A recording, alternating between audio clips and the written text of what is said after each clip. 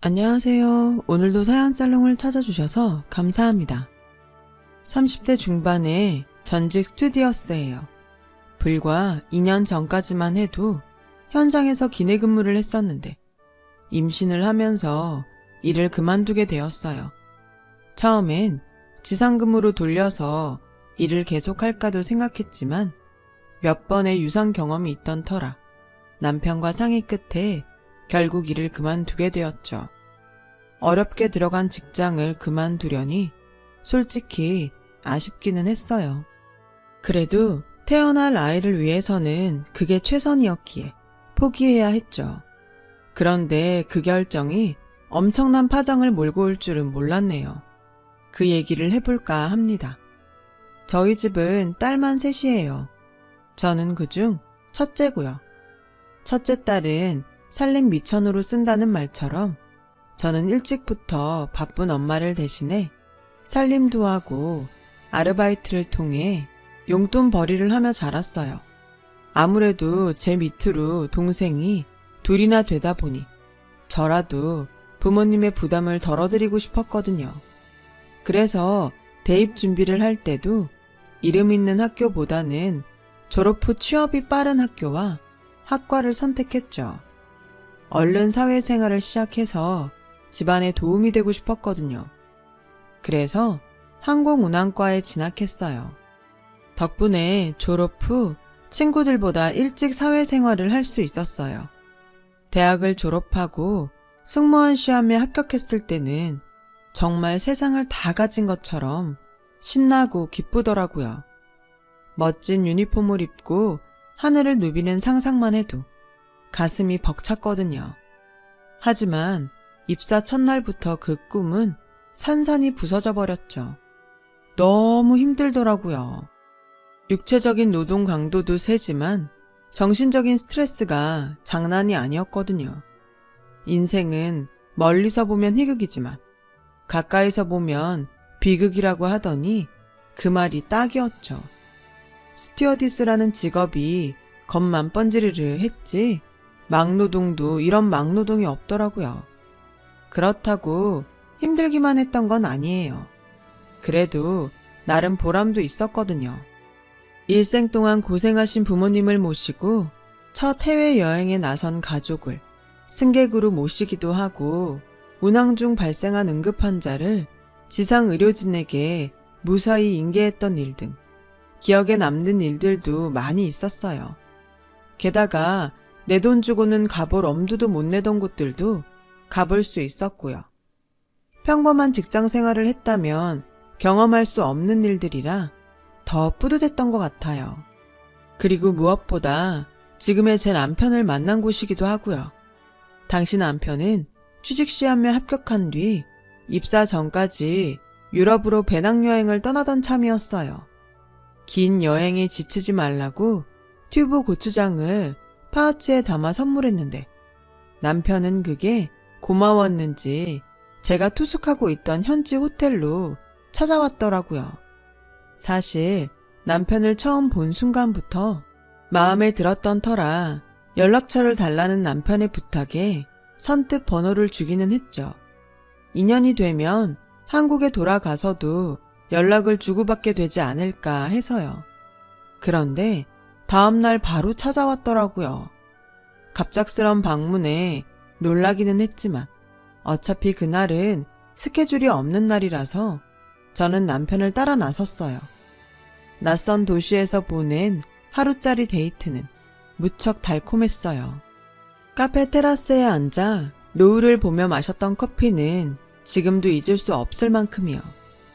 그날 이후 저는 저대로, 남편은 남편대로 각자의 바쁜 일상에 치여서 사느라 서로 연락을 하지 못했어요. 그런데 만날 사람은 어떻게든 다시 만나게 되어 있다고 1년 뒤 운명처럼 다시 만났지 뭐예요. 그것도 서울 한복판에서 말이에요. 그날 저는 동료를 대신해 소개팅 대타를 나가게 되었는데 글쎄 남편이 제 상대남으로 나와 있지 뭐예요. 알고 보니 남편도 대타로 나왔더라고요. 그는 저를 보자 무척이나 반가워했어요. 여행을 마치고 한국에 돌아오자마자 제게 연락을 하려고 했지만 여행 중에 제 전화번호를 적어둔 다이어리를 잃어버리는 바람에 연락을 할 수 없었다고 하더군요. 그랬는데 이렇게 기적처럼 다시 만나게 되니 우리가 만날 운명이었던 모양이라며 엄청 좋아했죠. 그건 저 역시 마찬가지였어요. 솔직히 남편한테 연락이 없어서 내심 서운한 마음이 들었거든요. 먼저 전화를 걸어볼까도 했지만 혹시라도 이미 날 잊은 건 아닐까 걱정이 돼서 그러지 못했으니까요. 그런데 다시 이렇게 만나고 보니 1년 전 그날로 돌아간 것처럼 들뜨고 설레더라고요. 우리가 함께 걸었던 골목길도 떠오르고 그날 공기의 냄새와 거리의 풍경이 떠올라 우리가 앉아있는 이곳이 서울이 아닌 1년 전 암스테르담으로 변해버렸어요. 그런 기분에 취해 우리는 마치 오랜만에 만난 연인처럼 그간의 일상을 물으며 시간 가는 줄 모르고 수다를 떨었어요. 그저 하루짜리 데이트를 한 사이임에도 오랜 시간을 함께했던 연인처럼 우린 쉴 새 없이 이야기를 쏟아냈어요. 그날의 만남을 시작으로 우리는 바로 연애를 시작하게 됐어요. 서로의 마음을 알게 된 이상 밀당을 할 이유는 없었으니까요. 모든 연인들도 마찬가지겠지만 만날 때마다 더 오래 함께하고 싶은 생각에 흘러가는 시간이 야속했어요. 제가 해외 스케줄이 많아서 자주 만나기 힘들어서 더 그랬던 것 같아요. 그래도 자주 못 보기 때문에 만날 때마다 애틋한 감정은 더없이 컸어요. 그래서 늘 연애 초기 단계처럼 달달한 관계를 유지할 수 있는 장점도 있었죠. 그런데 뜻하지 않은 일이 벌어진 거예요. 뭐? 회사를 그만둔다고? 자기야, 어떻게 들어간 회사인데 벌써 그만두겠다는 거야. 자기 이제 겨우 대리 달았어. 대리 경력으론 아직도 힘들어. 그래서 말인데 나 회사 차리려고 대학 후배들 데리고 시작해볼까 해. 지금이 아니면 안 될 것 같거든. 해보고 안 되면 다시 취직하지 뭐. 나 한 번만 믿어주라. 응? 직장인들이 흔히 하는 말이 있죠. 3년차가 제일 무섭다고요. 이제 막 일을 알아가는 때라 겁도 없고 자신감이 충만해서 사고치기 쉬운 연차거든요. 남편은 그 3년 차에 창업을 하겠다며 나섰어요. 회사에서 일하면서 인맥을 튼 업체도 많고 회사에서도 늘 이 일을 도맡아 해왔던 탓에 자신도 있다면서요. 솔직히 도시락 싸들고 다니며 말리고 싶은 심정이었어요. 아무래도 언제 어떻게 될지 모르는 사장 자리보단 월급 따박따박 나오는 말단 대리가 더 안전하니까요. 하지만 모처럼 자신이 해보겠다고 나선 사람을 시작도 하기 전에 뜯어 말릴 수는 없겠더라고요. 남편 말처럼 아직 젊으니까 실패를 하더라도 다시 도전할 기회는 있을 거라 생각했어요. 그래서 더 이상 아무 말 않고 묵묵히 남편의 뜻을 따라주기로 했죠. 하지만 시댁 식구들은 달랐어요. 특히 어머님이요. 니깎게 사업은 무슨 사업? 그러다 망하면 그땐 어쩌려고? 너 장가도 가야 할 거 아니야? 사업하다 망하면 무슨 수로 장가는 갈 건데? 나 망신 주려고 이러니? 세상에 백수사위 좋다고 받아줄 처가가 어딨어. 쉰소리 그만하고 다니던 회사나 열심히 다녀. 그 일로 남편은 마음의 상처를 많이 받았어요. 누구보다 자신을 믿어줄 줄 알았던 부모에게 받은 상처라 더욱 아팠죠. 하지만 시댁의 반대에도 불구하고 남편은 회사를 차렸어요. 처음 시작 단계에선 예상대로 고전을 면치 못했어요. 직원 월급도 못 줄 정도로요. 그런 상황에 저희 부모님께선 결혼은 언제 할 거냐고 닥달을 하셨어요. 저는 중간에서 이러지도 저러지도 못하는 상황이었고요. 그런데 남편네 회사에서 기획한 제품이 정부 산하기관에서 지원금을 받게 되면서 상황이 조금 나아졌죠. 자기야, 지금 상황에 이런 얘기 꺼내기 좀 뭐하지만 우리 부모님이 결혼 언제 하냐고 닥달하셔. 힘든 거 알지만 그 문제도 생각 좀 해주면 안 될까? 어렵게 꺼낸 말이었는데 남편은 오히려 자기가 먼저 얘기를 꺼냈어야 했는데 미안하다고 하더라고요. 나야 지금이라도 당장 하고 싶지. 근데 지금 내 형편엔 전셋집은 고사하고 내가 사는 오피스텔에서 신혼을 시작해야 할 것 같은데 그래도 괜찮아?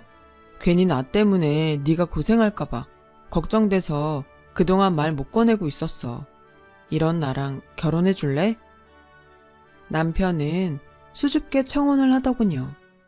비록 현재 상황은 어렵지만 그래도 지금까지 봐왔던 이 남자 하나만큼은 믿을 수 있겠다 싶어서 저는 바로 고개를 끄덕였어요.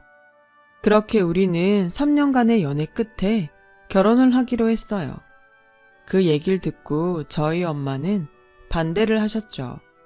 자가 아파트는 꿈도 안 꾸지만 그래도 오피스텔에서 신혼살림을 차린다는 게 못마땅하셨던 거죠. 그러게 다니던 회사나 잘 다닐 것이지. 그랬으면 전세 대출 정도는 쉽게 받았을 거 아냐. 언제 망할지도 모르는 쥐똥만한 회사 사장이 뭔 대수라고. 넌 꼭 그런 남자랑 결혼을 해야겠니? 그동안 너 좋다고 따라다닌 남자가 한둘이었니? 다들 대기업에 변호사에 남주기 아까운 사람들 다 차고 고작 그런 남자한테 가려고 그랬어? 엄마는 딸 자식만큼은 돈 걱정 안 하고 편히 살길 바랬는데 지발로 고생길로 들어간다고 한탄을 하셨어요. 아빠는 입을 꾹 다물고 계셨고요. 그리고 며칠 뒤 남편이 결혼 승낙을 받으러 저희 집에 찾아왔어요. 엄마는 눈길 한번 안 준 채 표정을 굳히고 계셨죠. 하지만 아빠는 남편과 몇 마디 나눠보시고는 마음에 드셨는지 선뜻 내 사위라는 호칭으로 남편을 불러주시더라고요. 그래, 도전을 해야 성공도 하는 법이지. 젊은 사람이 그런 패기도 없으면 안 돼. 기왕 시작한 일 끝장을 본다는 마음으로 달려들어봐. 내 비록 금전적인 도움은 못 주지만 전적으로 우리 사회 응원하겠네. 아빠의 이런 반응에 엄마는 내심 못마땅해 하셨지만 그래도 밖으로 표현하지는 않으셨어요. 어차피 사위로 받아들이게 된 거 안 좋은 소리 해봤자 딸한테 좋을 게 없다고 판단하신 거죠. 저희 부모님한테 결혼 승낙을 받고 며칠 뒤 저는 남편과 함께 시댁에 인사를 드리러 갔어요. 시부모님과 아주버님 내외가 와 있더라고요. 어머님은 제가 집에 들어서자마자 머리부터 발끝까지 훑어보셨어요. 그리곤 뭐가 마음에 안 드셨는지 꽁한 표정을 지으시더군요. 몸이 이렇게 비리비리해서 살림은 하겠어? 스튜어디스라고 헛바람만 들어서 남편 등골 빼먹으려 들은 건 아닌가 몰라. 처음 보는 자리에서 어머님은 제게 막말을 퍼부어 대셨어요. 그럴 때마다 형님도 맞장구를 치셨죠. 그러게요. 우리 도련님이 감당을 할 수 있을지 걱정이네요. 원래 얼굴값들을 하잖아요. 그래, 어찌됐건 결혼을 한다니 반대할 생각은 없다. 다만 우리 쪽에서 니들 결혼에 10원 한 장 보탤 생각이 없어. 저 녀석이 지멋대로 회사도 때려치고 나왔는데 결혼은 지 손으로 할 각오는 되어 있겠지. 안 그러니? 대기업 다니는 네 형 반만 닮아봐라. 못났으면 못난 대로 분수를 알아야지. 사업은 얼어 죽을. 남편은 말끝마다 가시가 돋쳐있는 어머님 말에 입술을 꾹 깨물었어요. 그리곤 걱정 마시라고 소리를 치곤 제 손을 잡고 집을 나왔어요. 제 손을 꼭 잡은 남편의 손이 그날따라 너무도 작게 느껴지더라고요. 그래서 남편을 안아주었어요. 우리 잘 살자. 보란듯이 잘 살아서 어머님이 후회하시도록 말이야. 난 자기 믿어. 그러니까 기운 내. 남편은 제 말에 눈시울이 붉어졌어요. 그렇게 우리는 얼마 뒤 조촐하게 결혼식을 올렸고 남편의 오피스텔에서 신혼생활을 시작했어요. 제 월급과 남편이 가져다주는 약간의 생활비로 생활을 꾸려나가는 데는 문제가 없었어요. 그렇게 시작한 결혼 생활은 2년을 넘어가면서 고비가 왔어요. 제가 2년 사이 2번이나 자연유산을 하게 된 거예요. 2번이나 유산을 하고 보니 몸도 마음도 많이 지치고 힘들더라고요. 그럴 때마다 남편은 저를 다독여주며 위로를 해주었지만 아이를 잃었다는 슬픔은 가시질 않았죠. 그러다 결혼 3년 차에 들어서면서 3번째 임신을 하게 되었어요. 이번만큼은 아이를 지키려 임신 초기부터 몸을 많이 사렸어요. 남편도 그런 제 마음을 잘 알기에 바쁜 회사 일 중에도 저 대신 집안일을 도맡아 해주었죠. 하지만 잦은 비행 스케줄로 피로도가 높아서 점점 몸에 무리가 오더라고요. 여보, 이참에 일 그만두는 게 어때? 당신 커리어에 흠을 내고 싶진 않지만 그래도 난 당신이 더 중요해. 물론 우리 아이도 중요하고 생활비는 내가 벌 수 있으니까 돈 걱정 말고 쉬면서 몸부터 추스르자. 난 자기 어떻게 되면 못 살아. 내 인생엔 당신밖에 없다고. 그러니까 이번엔 내 뜻을 따라줬으면 좋겠어. 자기야. 남편의 진심 어린 말에 저는 고집을 부릴 수가 없었어요. 그래서 남편 뜻대로 일을 그만두기로 했어요. 친정 부모님은 잘했다고 하셨죠. 그런데 얼마 뒤 제가 일을 그만뒀다는 얘기를 들은 시어머님이 저희 집으로 찾아오셨더라고요. 넌 정신이 있는 애니 없는 애니? 네 남편이 벌면 얼마나 번다고? 너까지 놀고 먹을 생각을 해? 어쩜 그렇게 이기적이니? 이래서 내가 널 며느리 삼기 싫었던 거야. 내 자식 등골 빼먹을 것 같아서. 안 되겠다. 이참에 합가하자. 당장 오피스텔 빼고 집으로 들어와. 마른 하늘에 날벼락이라고 합가라니요. 어머님의 황당한 요구에 저는 퇴근하고 들어온 남편한테 이 얘기를 전했어요. 그랬더니 남편이 당장 어머님께 전화를 걸었어요. 합가라뇨. 제가 어머니 속셈 모를까봐 그러세요? 이 사람 데려다가 부려먹을 심산인 거잖아요. 왜요? 형수님이 어머니랑 못 살겠대요? 그래서 이 사람 데려가려는 거냐고요. 저요, 이 사람 어머님이랑 한 집에 안 둬요. 배 아파 낳은 자식한테도 가슴에 못 박는 분인데 며느리한테는 오죽하겠어요? 그러니까 다신 그런 소리 하지 마세요. 남편이 지금껏 그렇게 화내는 모습은 처음 봤어요. 그런데 그 모습이 왠지 주인을 지키려 이빨을 세우는 진돗개 같지 뭐예요. 어찌나 듬직하던지. 그런데 그 일이 있고 얼마 안 지나 어머님이 저희 집으로 찾아오셨어요.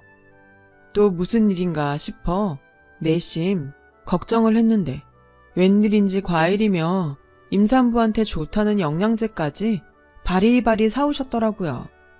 이전과는 너무도 다른 모습에 저는 당황할 수밖에 없었죠. 아가, 내가 그동안 너한테 너무 무심했지? 그간 일은 마음에 담지 말아라. 내가 어디 네가 미워서 그랬겠니? 너한테 잘해주면 큰 며느리가 샘낼까봐 그래서 그랬던 거다. 걔가 워낙 셈이 많아서 말이야. 워낙 인물도 빠지고 욕심도 많아서 너랑 비교당하면 혹여 널 괴롭히지 않을까 걱정돼서 그랬던 거야. 변변치 않은 내 아들 때문에 네가 고생이 많구나. 난 처음부터 네가 딸처럼 살갑고 그렇게 예쁠 수가 없었어. 아들만 둘 낳아 키우다 보니 딸 자식 있는 사람들이 그렇게 부럽더라. 그래서 큰 며느리도 데리고 살았던 거고. 같이 부대끼며 살다 보니 정도 생기고 얼마나 좋은지 모른다. 그래서 말인데 아가, 이참에 들어와 살지 않겠니? 둘째 며느리랑도 엄마랑 딸처럼 살아보고 싶구나. 솔직히 그 말을 다 믿을 수는 없었지만 그래도 이렇게 찾아와 다정하게 부탁을 하시는 시어머니를 보니 살짝 미안한 감정이 들었어요. 그런데 하필 그때 남편한테 전화가 왔지 뭐예요. 오늘 업체랑 계약서 작성할 일이 있어서 인감도장 가지러 잠깐 들렀다며 올라갈 때 마트에 들렀다 갈 테니 필요한 거 있으면 말하라고 하더군요. 그 말에 정신이 번쩍 들었어요. 어머님이 와 계신 걸 알면 또 큰 소리 날까 봐서요. 그래서 제가 도장을 들고 아래로 내려가겠다고 했죠. 그렇게 어머님만 집에 두고 남편한테 도장을 전해주러 갔다 왔는데 글쎄 화장실 안에서 어머님 통화 소리가 들리지 뭐예요. 지 아들 있는데 집에서 담배 폈다고 큰 며느리가 어찌나 지랄을 하던지 대판 싸우군 분가하게 떠더라고. 미쳤어? 이 나이에 살림을 하게? 며느리가 둘인데 큰애가 나가면 둘째 데려다 부려먹어야지. 애가 인물이 반반해서 일이나 할까 싶었는데 손이 야물딱져. 스튜어디스라 방실방실 웃으면서 비위도 잘 맞추고 이걸 잘 구슬려서 데리고 들어가야 하는데 둘째 아들놈이 하도 지랄을 해서 며느리 구워 삶으러 왔지 뭐. 얼추 넘어온 것 같아. 눈물 몇 방울 흘리고 쇼 좀 하면 수일 내로 집으로 들어올 것 같아. 공짜로 부릴 수 있는 일손 찾는 게 쉽나? 이 정도 공은 들여야지. 아, 사람은 고쳐 쓰는 게 아니라더니 이래서 그런 말을 하는가 봐요. 고작 꽁으로 부릴 일손 구하려고 마음에도 없는 소리를 해가며 눈물 짤 생각을 하다니 최악이었어요. 저는 화장실 문 앞에서 어머님이 나오기를 기다렸어요. 그리고 문을 열고 나오던 시어머니는 저를 보자 활짝 놀라더군요. 그런데 글쎄 어머님 뒤로 뿌연 연기가 화장실 가득 퍼져 있지 뭐예요.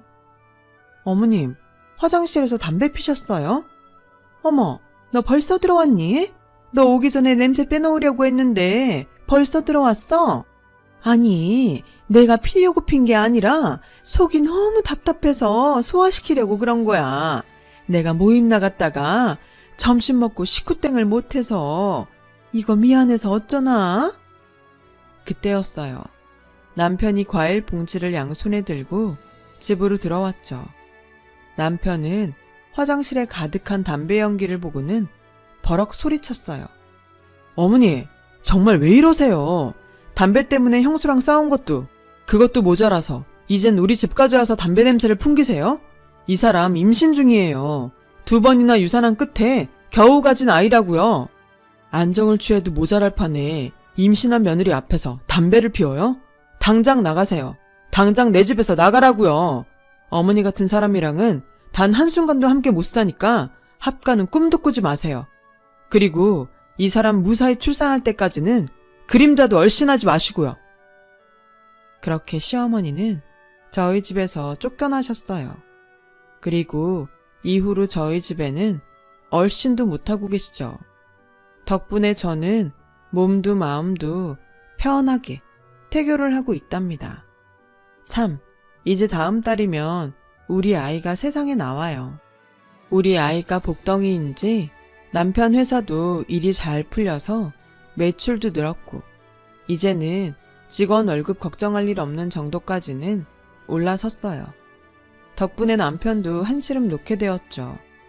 3년이란 시간 동안 크고 작은 시련이 있었지만 그래도 끝까지 서로를 믿고 의지한 덕분에 희망도 품고 살게 됐어요. 앞으론 우리 부부 앞에 꽃길만 가득하길 바라는 행복한 예비맘이었습니다. 제 사연을 들어주셔서 감사드려요. 들어주신 분들도 건강하고 행복한 하루 되세요. 여러분, 사연 댓글에 응원과 현명한 조언 부탁드려요. 좋아요와 구독은 저에게 큰 힘이 됩니다. 오늘도 좋은 일 가득하세요.